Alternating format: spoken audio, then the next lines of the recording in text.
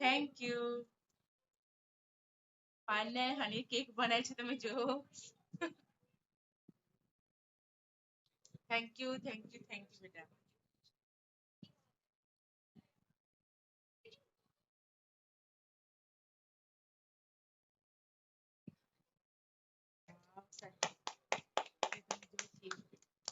Cake સાની બનાવી?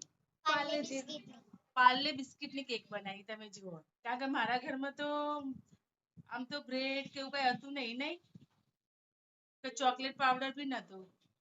મતલબ baking soda હતું પણ બ્રેડ થી ના બનાય, બ્રેડ ના મેદો આવે, મેદાથી પેટમાં દુખાય. જો પાર્લે બિસ્કિટ ની કેક બનાવી છે તો જો કટિંગ કેટલું સરસ થઈ છે. એકદમ આમ એકદમ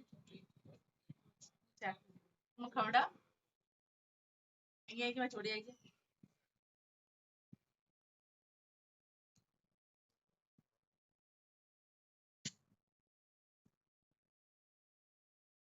બહુ જ મસ્ત. Thank you.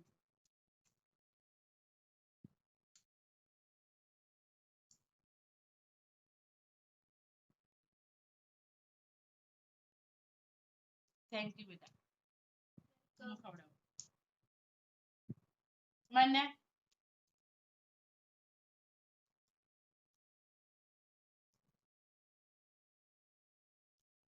Thank you so much. તમારી છોકરીઓ મતલબ આટલું સમજે છે એમ.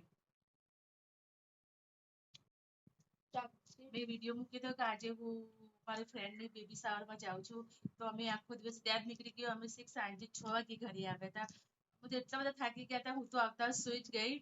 પણ હાની અને માન્યાને થાક મૂકે એવી સુઈ જ ગયા હશે પણ મને નથી ખબર કે સુયા નતા. એ લોકો કિચનમાં જઈને મારા માટે સરપ્રાઈઝ પ્લાન કર્યો એમને. આ મધર ડે ઉપર મને બહુ સરસ ગિફ્ટ આપી. તે બોલે થેન્ક યુ. મારી દીકરીઓ મારી જાન છે. એમના માટે બધું જ. હું આ બધું જે મતલબ સોશિયલ મીડિયામાં કામ કરું છું તે દીકરીઓ માટે જ કરું છું. દીકરીઓ માટે કંઈક કરી શકું. અને થેન્ક યુ બેન મને સપોર્ટ આપવા માટે, સાથ સહકાર આપવા માટે. Thank you. અને આવી રીતના સાથ સહકાર સપોર્ટ આપતા રહેજો. અને થેન્ક યુ બેટા. હની અને માન્યાને thank you.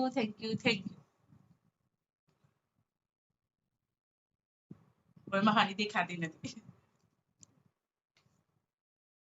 Thank you. By.